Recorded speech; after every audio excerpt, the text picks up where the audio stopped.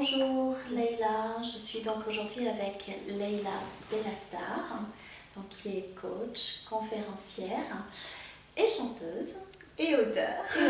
Effectivement. Et donc Leïla, merci beaucoup de m'accueillir aujourd'hui et merci de te prêter à ce petit exercice d'interview pour tous ces parents qui attendent d'avoir des perles, qui attendent d'avoir ton expérience. Alors, je vais te demander de te présenter, s'il te plaît, et de nous dire quels sont tes domaines d'action. Ok. Donc en fait, moi je suis coach en développement personnel, spécialisée dans l'accompagnement des chefs d'entreprise, des dirigeants.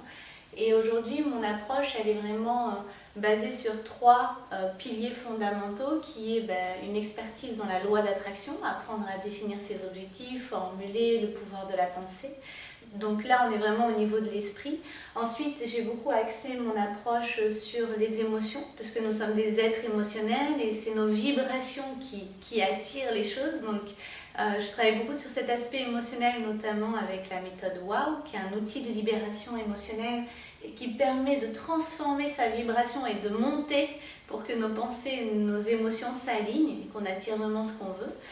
Et troisièmement, un des troisièmes piliers de mon approche, c'est la loi de la gratitude, qui est vraiment l'outil le plus puissant en termes d'alignement permanent avec nos désirs et qui permet d'augmenter sa vibration et de rester en reliance avec tout l'univers qui nous entoure. Merci, parfait. Merci. Et alors, si je te dis être parent, ça évoque quoi pour toi?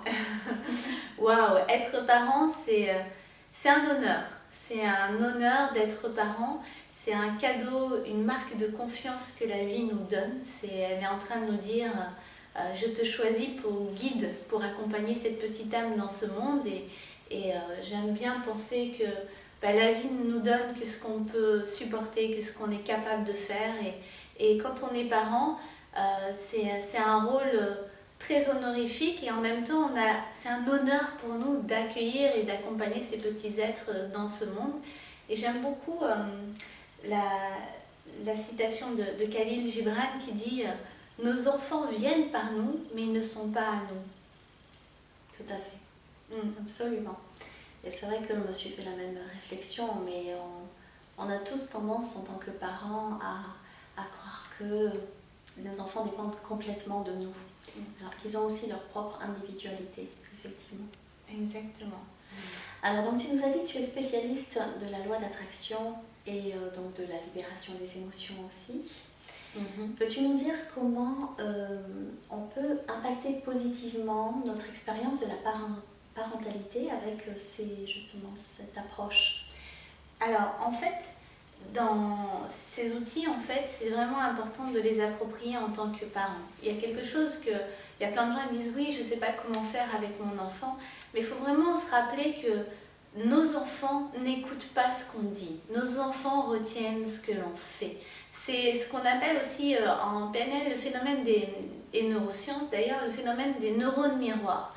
Nos enfants, en fait, le cerveau, quand il nous voit faire une action, eh bien, l'action est reproduite, les mêmes neurones, derrière, là, dans une partie du cerveau, s'actionnent comme s'ils reproduisaient l'action. Donc, en fait, l'enfant, en nous regardant faire, ça crée des connexions neuronales dans son cerveau. Donc, on passe beaucoup de temps à dire, alors qu'on n'a pas à dire ce qu'il faut faire, à expliquer, à être dans la restriction, la punition. Non, on a juste à être et à incarner. Donc, le plus gros challenge aujourd'hui, ces outils, j'ai envie de dire, s'il y a quelqu'un qui doit les mettre en pratique et apprendre à travailler dessus, c'est nous en tant que parents. Tout à fait. Et donc pour les parents qui nous écoutent, comment, d'après toi, on peut introduire ces outils-là avec nos enfants? Comment leur apprendre ça? Comment on peut introduire l'état d'esprit positif dans l'éducation de nos enfants?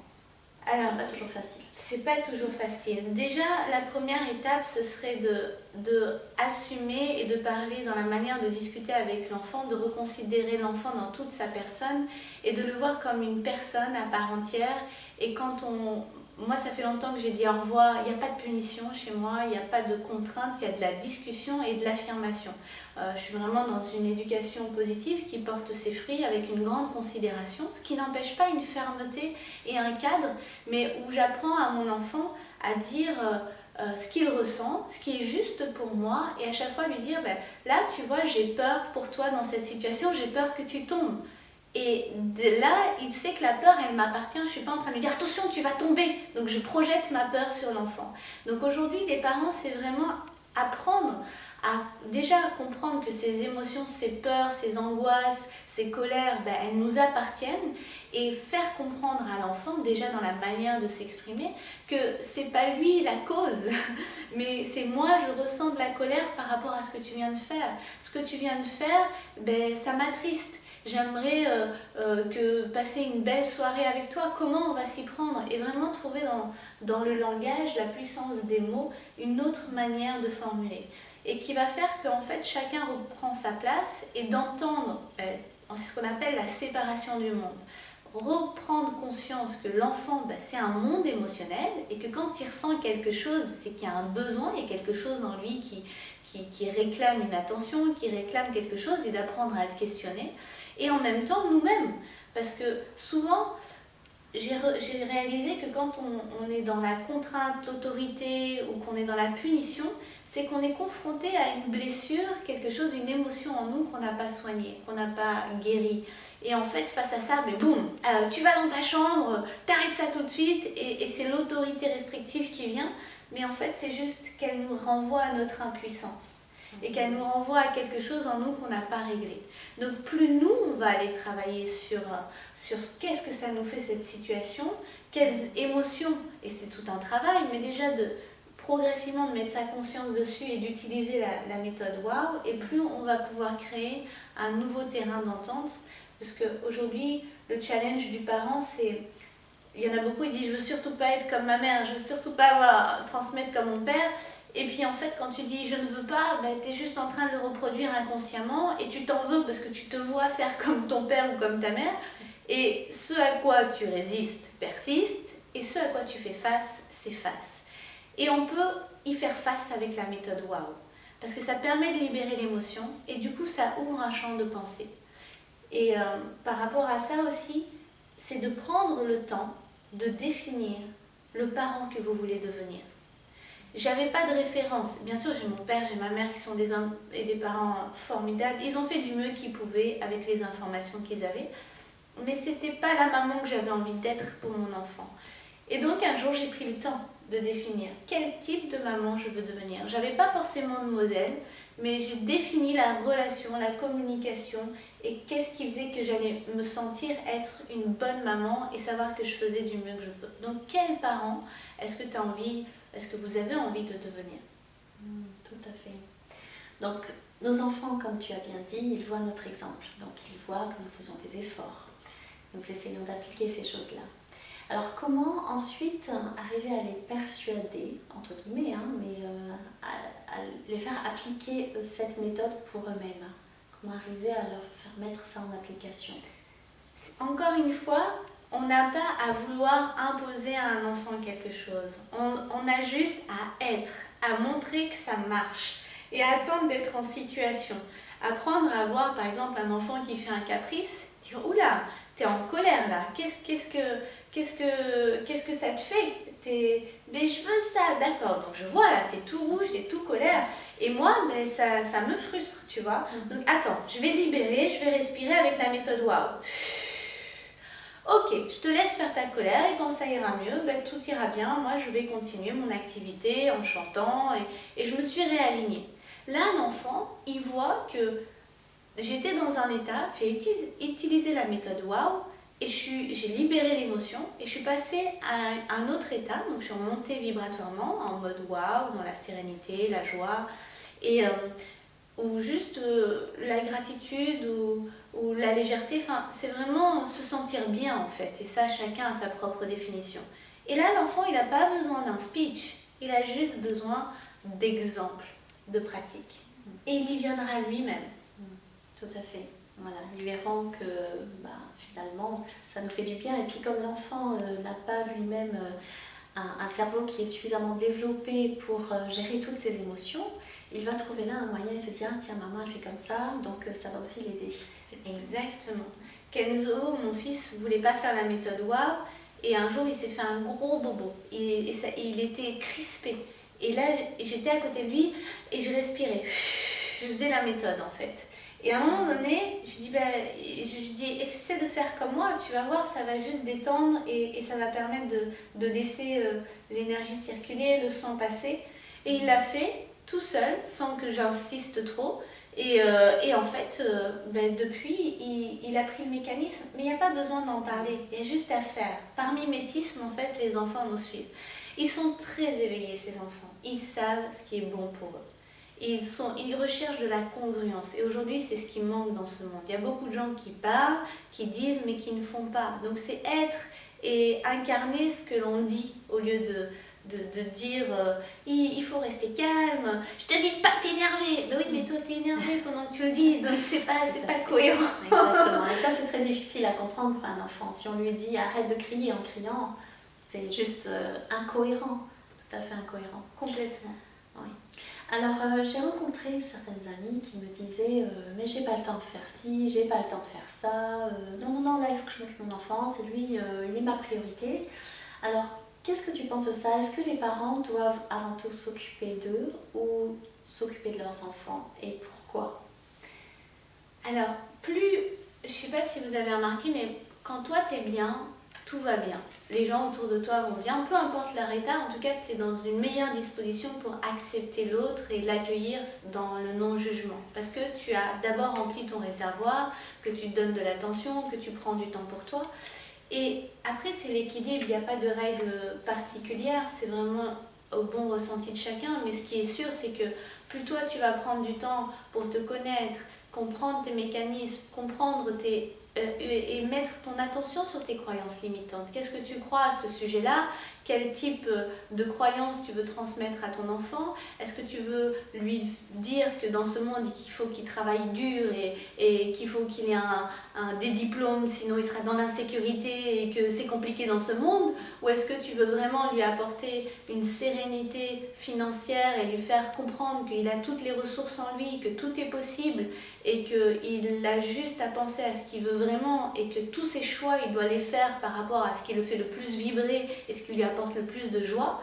Et c'est là la difficulté, c'est que c'est pas forcément comme ça que nous, on nous a éduqués. Mais avant de pouvoir vraiment le transmettre à nos enfants, on doit aller vraiment l'incarner nous-mêmes et l'expérimenter. Parce qu'encore une fois, les enfants, ils sont calés sur l'amour et la vérité. Tout ce qui n'est pas transmis dans l'amour et la vérité, dès qu'ils seront dans le monde adulte, dans le monde, dans leur vie, et ben ça s'effondrera. Parce que ça ne tenait que par la contrainte et la punition. Donc ce qui tient dans le temps, c'est tout ce qui est basé sur l'amour et la vérité. Et après, j'ai envie de dire, les clés vraiment en tant que parent, et c'est un super investissement, c'est que dès qu'on donne de l'attention, de l'affection, de l'amour et de la considération à nos enfants, mais ils nous le rendent multiplié par 100. Si je sens que mon enfant est un peu agité, je pose tout ce que j'ai à faire, je dis ok, on prend un quart d'heure, je suis qu'à toi et tu as mon attention, pas de téléphone, pas d'ordinateur, je suis à toi. C'est le plus beau cadeau qu'on puisse faire à nos enfants. Quand j'entends des parents qui disent mais il m'écoute pas, est-ce que toi tu l'écoutes? Absolument. Si moi j'écoute pas mon enfant, comment voulez-vous que lui m'écoute? C'est des êtres, pour moi c'est des maîtres.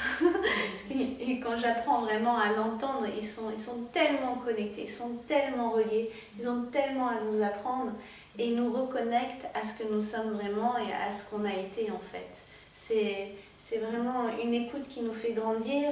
Et combien de chefs d'entreprise j'ai entendu qui m'ont dit que c'est au contact, en jouant avec leurs enfants, qu'ils ont trouvé les idées pour leurs problèmes de marketing, de développement. Ils ont eu comme des flashs parce qu'ils lâchaient, ils étaient dans les bonnes vibrations.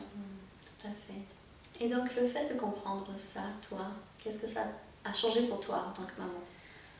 Aujourd'hui, ça nous a vraiment permis de... On est deux êtres qui évoluons ensemble et en tout cas mon enfant il est épanoui. J'ai envie de dire, le seul curseur qui nous permet d'évaluer si notre enfant va bien et si notre mode d'éducation parentale, c'est le bonheur de notre enfant.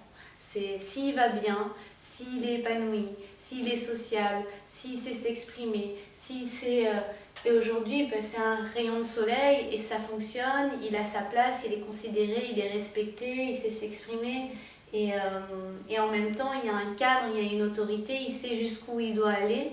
Et on peut mettre des limites dans l'amour, dans le respect, dans la considération, en apprenant à dire là, écoute, c'est plus juste pour moi. J'ai passé tout l'après-midi avec toi, j'ai vraiment besoin d'un temps pour moi. Donc là, pendant une demi-heure, tu t'occupes, tu fais ce que tu veux, mais là, j'ai besoin et c'est important que moi, je prenne soin de moi et c'est pour toi que je fais ça. Donc c'est là aussi la dynamique. Mais c'est que du bonheur, c'est une fierté et ils nous le rendent au centuple. Ça demande beaucoup d'efforts, ça demande beaucoup de travail sur soi, ça demande beaucoup d'alignement, mais c'est des années et des moments de qualité sur le long terme. Et surtout, on permet à nos enfants d'être aussi les porteurs de nouvelles valeurs, de nouvelles pensées, et ils sont notre évolution. Tout à fait. Elvira, tu es aussi praticienne en PNL. Oui, maître praticien, oui. Donc j'aimerais que tu nous dises ce que la PNL nous apporte dans l'éducation de nos enfants. Qu'est-ce qu'elle a à nous dire? Alors, la PNL, c'est un modèle. C'est un modèle du monde, comme aujourd'hui, il y a plein de modèles, il y a plein d'outils de développement personnel. Ce que j'ai beaucoup aimé dans la PNL, c'est les postulats de la PNL, qui, par exemple, un des postulats, c'est « nous ne sommes pas nos comportements ». Nous ne sommes pas nos émotions, nous avons des émotions, nous avons des comportements. Donc ça permet de se détacher de... nous avons des pensées, nous ne sommes pas nos pensées. Donc ça permet à l'être humain de se reconnecter à son pouvoir et en même temps à se reconnecter à la puissance des mots. La PNL, c'est vraiment ça. C'est aussi l'étude de la sémantique, de comprendre que chaque mot crée une représentation dans l'esprit et que quand je dis... à mon enfant qui vient de faire une bêtise, mais t'es idiot, c'est pas possible.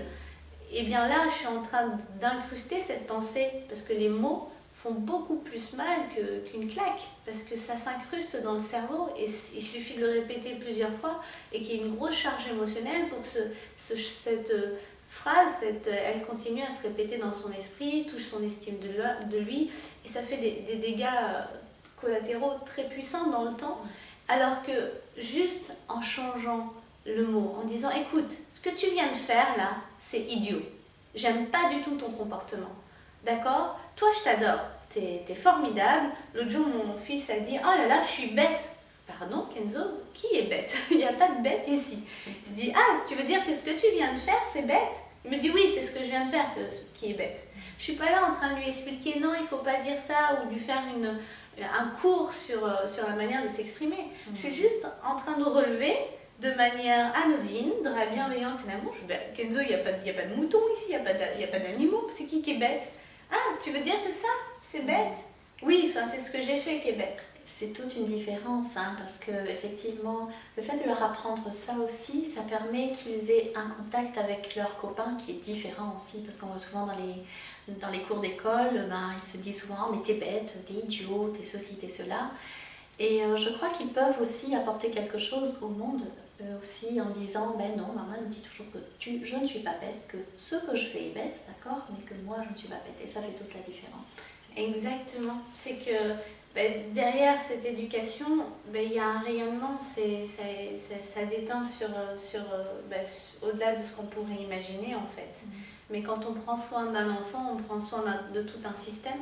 Et donc voilà, par rapport à la PNL, après c'est vraiment un outil qui permet d'aller à l'intérieur de soi, qui explique qu'on a des mécanismes, qu'on a des filtres sur la réalité. Moi, ça m'a beaucoup apporté pour la compréhension du cerveau, de comprendre comment je filtrais, comment mes mécanismes inconscients étaient structurés pour justement apprendre à les voir en conscience et prendre des décisions pour modifier et m'ouvrir un champ des possibles. C'est un outil de liberté et qui permet de mieux communiquer avec soi-même. Quand moi je me comprends, quand je comprends mes mécanismes, quand je sais me questionner, me poser les bonnes questions, il y a plein de gens qui se posent de bonnes questions. Le pourquoi c'est comme si, pourquoi tu fais ça? Déjà, oublier le pourquoi dans la parentalité, c'est comme si tu disais, pourquoi il fait beau? Donc, il fait beau. Pourquoi il pleut? Il pleut. Pourquoi t'es idiot. Ben, t'es idiot. Vous voyez, il y a un côté figé. Alors, qu'est-ce qui fait que tu viens de faire ça? Qu'est-ce qui fait que tu t'énerves tout le temps? Qu'est-ce qui fait que tu écoutes pas quand je te dis de ranger ton verre? Ben parce que à chaque fois, c'est toujours la même chose. Et là, la personne, elle peut commencer à exprimer un besoin. Peut-être il y a un ajustement, peut-être il y a une information, peut-être qu'on ne lui a pas dit, mais il y a un dialogue qui s'installe. Donc juste la formulation des questions, le pourquoi avec les enfants, oubliez-le. Parce que le pourquoi, il bloque, il fige. C'est comme ça, c'est pas autrement. Et du coup, il n'y a plus d'ouverture d'expression, de considération, d'expansion et plus d'ouverture au dialogue. Pourquoi tu dis ça? Ah bon? Qu'est-ce qui fait que tu dis ça? Qu'est-ce qui te fait penser ça? Qu'est-ce qui te fait penser que je t'aime pas? L'autre jour, Kenzo, il a vu sur mon écran que j'avais mis mon petit-neveu en fond d'écran. Il m'a dit, ah, tu m'aimes pas? Je dis, bon, Kenzo, qu'est-ce qui te fait penser que je t'aime pas? Ben, t'as mis Diane sur ton téléphone, donc, alors que c'était moi. Ah, ben tu sais, mon petit cœur, c'est pas, mon cœur il est grand, tu sais que je t'aimerai toujours, que tu es le numéro 1. Et pour moi, ben, c'était juste j'avais besoin de rencontrer et de le voir un petit peu, mais t'es toujours, t'es mon petit garçon, je t'aimerai toujours, tu seras toujours celui que j'aimerai toute ma vie. Et à ce moment-là, il est juste en train de me dire, rassure-moi, dis-moi que tu m'aimes, dis-moi que tu vas pas mettre quelqu'un d'autre à ma place. Et donc j'entends sa peur, je la rassure, et ensuite on en a ri, et je lui dis, bon maintenant c'est bon, je peux remettre une autre photo, mais je vais mettre mon chéri maintenant. Et c'est ok, tu seras toujours mon numéro 1. Mais on en a discuté, et derrière c'est tu m'aimes pas, c'est dis-moi que tu m'aimes, rassure-moi. Donc c'est vraiment qu'est-ce qui te fait penser ça? Qu'est-ce qui fait que tu dis ça? De quoi est-ce que tu as besoin? On est tout le temps à travers des émotions, des énervements, en train d'exprimer inconsciemment un besoin insatisfait. Donc nos enfants et nous-mêmes. Et c'est vraiment une danse à ajuster en permanence. Tout à fait. Alors tu parlais justement d'énervement. Il y a des moments où les enfants ont des comportements qui peuvent être énervants, stressants pour les parents. Et c'est vrai qu'il y a deux thématiques qui reviennent souvent. C'est les conflits entre frères et sœurs, et puis lorsque les enfants font des caprices, surtout entre 2 et 6 ans, où ils se roulent par terre, etc. Alors, qu'est-ce que tu conseillerais par rapport à ça? D'après toi, pourquoi ils font ça? Alors, la première chose, par exemple dans le cas du caprice, c'est d'aller voir qu'est-ce que ça te fait à toi de voir ça. Qu'est-ce que ça réveille en toi? Parce que souvent, en fait, le problème, c'est pas le caprice. C'est l'état dans lequel les parents se mettent face à un caprice.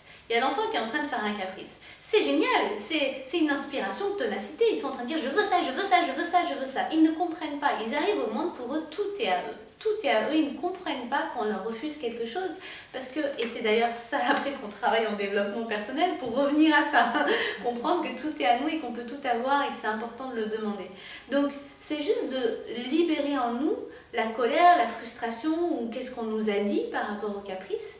Et après de se libérer de notre charge émotionnelle et d'aller rencontrer l'enfant et dire « Ah ok, tu veux vraiment ça, je vois, oh là là, ça te met en colère, mais écoute, je t'aime, tout va bien, c'est juste que là, tout de suite, c'est pas le moment. Je t'ai dit que ça, c'est pas possible. Et quand moi je suis alignée et que je reste dans l'amour et que je dis, je vois que tu le veux vraiment, c'est super. Mais là, moi, je suis là pour te guider, pour t'expliquer, même si tu es fâché contre moi je t'aimerai toujours, d'accord? Donc, si tu veux aller continuer à faire du boudin, bah, tu vas dans ta chambre, là-bas, tranquillement, tu te calmes, et puis on verra plus tard. Mais là, c'est pas possible. Et tu sais que je t'aime, tu vois? Mais ce comportement-là, quand tu fais ça, moi, j'aime pas du tout. Ça me plaît pas du tout. Et là, tout de suite, il y a un autre dialogue qui s'installe. Mais souvent, le problème, c'est pas le comportement de l'enfant, c'est l'enfant, il est en train de faire un caprice, le parent, il se met en colère, il est frustré, il a honte parce qu'il y a des amis, et du coup, il y a on a des émotions sur les émotions sur les émotions, du coup, ça devient un vacarme, et c'est ça qui crée la confusion. Donc, la première étape face à une émotion explosive, c'est déjà de vérifier en tant que parent qu'est-ce que ça me fait de voir mes enfants dans des émotions de colère, de frustration, de caprice et de libérer par rapport à ça pour retrouver et rester dans cette neutralité émotionnelle pour nous permettre de rester juste et bon avec nous. Et c'est là où où la méthode WOW est très utile au début quand on est dans cette démarche. Tout à fait. Alors justement, as-tu un outil que tu pourrais donner aux parents pour les aider dans des situations difficiles? Oui, alors déjà, c'est de dire oui. De dire oui à l'état. C'est un peu le principe d'acceptation. Ça ne veut pas dire je suis d'accord. Oui, je t'entends. Ok, tu veux absolument des bonbons? Oui, ok, j'ai entendu que tu voulais des bonbons. D'accord, on va y réfléchir. Là, c'est pas le moment ce soir, je te dis tout de suite, mais j'entends que tu as envie d'avoir des bonbons. C'est d'entendre, d'accepter, alors que souvent on a tendance à rejeter. Donc juste dire oui, je t'entends. Oui, j'ai écouté ce que tu m'as demandé, je l'ai entendu. Et moi, par rapport à ça, voilà ce que je te dis. Donc sortir du non, mais ou oui, mais non. Parce que là, on crée une rupture, une séparation, une incompréhension. Et du coup, l'enfant, il se sent, il y a un clivage qui se met entre les deux. Et avec le temps, ça fait qu'on s'éloigne en fait. L'enfant se sent incompris. Donc juste dire, ok, je t'entends. Oui, qu'est-ce que tu veux? Oui, ok. Et on va y réfléchir. Oui, ok, tu veux ça? D'accord. Et là, j'ai vraiment besoin de 5 minutes pour moi. On en rediscute dans 5 minutes. Donc c'est vraiment... et de regarder l'enfant, de lui donner ce respect, cette considération, de prendre le temps de le valoriser. Et c'est un peu la même attitude que lui va avoir avec nous en fait. Donc c'est vraiment d'être... et de peser ses mots et d'arrêter. Ne fais pas ça, ne saute pas partout, ne crie pas, parle doucement. Je veux vraiment qu'on passe une bonne soirée. Qu'est-ce que ça te dit de passer? Est-ce que ça t'intéresse de passer une bonne journée? Ou, hé, comment on va faire pour arriver à l'heure ce matin? Tu crois qu'on va réussir à arriver à l'heure? Bah oui, et qu'est-ce qu'on pourrait faire? Et même la veille, moi des fois le soir avant de se coucher, je fais alors demain tu vas aller à la petite garderie. Comment tu vas faire pour bien te préparer parce qu'on doit partir un peu plus tôt? Ah mais je sais maman, je vais faire ça, ça, ça, ça, ça. Donc si j'ai vraiment un conseil, c'est oui, j'accepte, j'entends. Ça ne veut pas dire qu'on va aller dans le sens, ça veut dire juste j'entends ce que tu me dis, je te considère et après moi je te dis ce qu'il est possible de faire ou pas. Et dans un deuxième temps, de questionner, même si vous avez la solution, d'impliquer vos enfants dans l'action à mettre en place. Dire comment on pourrait faire ça? Qu'est-ce qu'on pourrait faire pour mettre de l'ordre dans la maison? Je me demande comment tu vas organiser ta chambre. Et donc, c'est vraiment commencer à les impliquer parce que quelqu'un va beaucoup plus, c'est un peu ce qu'on apprend aussi dans le management, dans le leadership, c'est les gens sont beaucoup plus valorisés quand c'est eux qui pensent à l'action à mettre en place. Donc, c'est commencer à poser des questions sur comment tu vas t'y prendre pour résoudre ton problème et arrêter de vouloir résoudre le problème de vos enfants. Quand ils ont un problème, et ok, d'accord, t'as tel problème, et tu comptes faire quoi? Avant de leur donner la solution, faites-leur comprendre qu'ils ont la solution en eux. Et ça, en plus, c'est reposant en tant que parent. Mais notre rôle, c'est de les emmener vers l'autonomie et de leur montrer qu'ils sont capables. Quand eux, ils ne croient pas qu'ils sont capables, nous leur dit je sais que tu peux le faire. Je sais, parce que moi, je sais que tu as toutes les ressources en toi pour le faire. Parce qu'on a tendance à tout faire, des fois, à vouloir tout faire pour nos enfants, tout faire à leur place, même penser à leur place, alors qu'ils ont besoin aussi de développer leur propre recherche de solutions, finalement, c'est ce que tu disais. Et en plus, je trouve que ce que tu proposes est aussi valable pour les adolescents, qui souvent n'ont pas envie de ranger leur chambre, n'ont pas envie de faire ça. Donc, le fait de leur dire, au lieu de leur dire « range ta chambre », peut-être on peut leur dire qu'est-ce que tu penses pouvoir faire pour qu'on trouve... quelle solution tu penses avoir pour que ta chambre soit propre? Est-ce que tu penses qu'on peut trouver une solution à ça? Donc du coup, il se dit, ne me demande pas de ranger ma chambre, mais dit, trouve la solution. Et puis peut-être que ça va le faire réfléchir, parce que les adolescents ont besoin d'être motivés aussi. Et souvent, c'est un âge qui n'est pas facile dans ce sens où on a besoin de les motiver. Ils ont besoin de trouver cette motivation. Et je trouve que ça peut les aider aussi. Exactement. C'est universel, après, ça marche avec tout le monde, mais c'est vraiment... je crois que la plus belle chose qu'on puisse faire à nos enfants, c'est de croire en eux. C'est de croire en eux là où eux, ils pensent qu'ils ne sont pas capables. Juste dire, tu sais quoi que tu décides, tu es libre. Je suis là pour te montrer un buffet de ce que tu veux manger. Mais qui va choisir ce qui lui plaît, c'est toi en fait. Je serai là pour t'orienter, pour t'offrir un champ des possibles, te montrer toute la palette de couleurs qu'il existe pour faire tes tableaux. Mais qui va choisir les couleurs, c'est toi. Et moi, je sais que tu es capable. Moi, je sais que tu es capable de faire une magnifique œuvre d'art. Et sans forcément lui dire, mais juste dans notre regard, je sais que tu peux le faire. Je sais que tu as tout en toi pour le faire. Et bien sûr, plus on travaille sur nous, et plus du coup on peut être dans cette posture avec nos enfants. Absolument. Oui. C'est bien, c'est très important ce que tu dis, travailler sur nous, parce que si nous sommes bien, nos enfants seront bien. Exactement. Et finalement, eh bien, nos enfants, on a envie qu'ils soient heureux. Hein, on a envie qu'ils deviennent des adultes épanouis. Mais en même temps, il y a toujours cette petite peur en nous qui remonte et puis qui dit eh ben, je veux quand même qu'ils soient obéissants, hein, je veux quand même qu'ils respectent les lois, je veux qu'ils puissent avoir du respect envers moi. Et ça se traduit souvent par des attitudes comme tu fais ça et c'est tout. Alors je t'ai dit de faire ça et je veux que tu m'obéisses, c'est tout. Qu'est-ce que tu penses de ça? Est-ce qu'on doit exiger de nos enfants toujours qu'ils obéissent, ou est-ce qu'on doit revoir nos exigences, justement? C'est des bonnes questions parce que, encore une fois, nos enfants vont vraiment retenir notre congruence par rapport à ça. Il y a beaucoup de personnes qui ne savent donner des ordres que dans la colère ou dans la rigidité où il faut être vraiment parler fort pour donner un ordre. Alors qu'en fait, c'est plus une question d'alignement en nous, en fait. Si on explique à l'enfant que c'est donner du sens à nos ordres. Quand je dis maintenant, tu sais, pour ta sécurité, on va sortir au parc et ce sera très important que tu écoutes. Tu comprends pourquoi? Parce qu'il y a des choses dangereuses et quand je te dis tu t'arrêteras, d'accord mon cœur? Parce que c'est vraiment pour te protéger. Et des fois, il faudra le répéter. Et en tant que parent, la frustration dans il ne m'écoute pas, je veux qu'il obéisse, elle vient surtout de nous en tant que parents. On a un problème avec la répétition. Ça nous frustre de répéter 10 fois la même chose. Mais c'est notre rôle. En tant que parent, on est là pour répéter, parce que la connexion neuronale se renforce au fur et à mesure des répétitions. Et si on doit dire à un enfant, assis-toi correctement, je t'ai déjà dit que quand on mange, on s'assoit correctement. Et assis-toi correctement. Et là, je t'ai dit de t'asseoir correctement. Voilà. Et là, c'est pas l'enfant le problème. C'est le parent qui a un